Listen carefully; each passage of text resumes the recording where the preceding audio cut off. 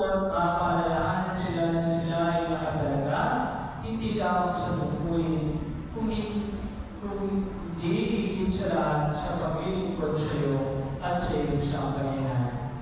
Basbasan mo, O Diyos, ang mga kasuotan ng kanilang taglay, naway magbigay inspirasyon ito ng kabanalan, katapatan, at wagas na pag-ibig sa paglilingkod.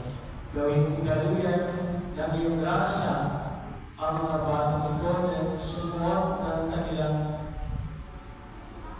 kasuotan sa paglilingkod sa bawat pagtupad nila sa kanilang tungkulin.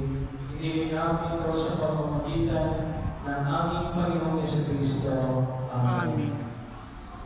Sa mga sakristahan, ipagpatuloy ninyo ang inyong paglilingkod ng may kagayahan, ng may katapatan, sapagkat sa inyong munting gawain, natututo kayong magmahal, natututo kayong mag-alay ng sarili para sa Diyos at sa kapwa. Sinikap natin na mga batang ito ay maging masipag sa paglilingkod.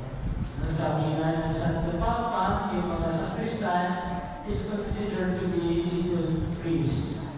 Kasi yung mga sakristan, palaging uisipin dapat kasama ng pare. Alam nila kung ano yung ginagawa ng pare. Alam nila anong kailangan ng pare.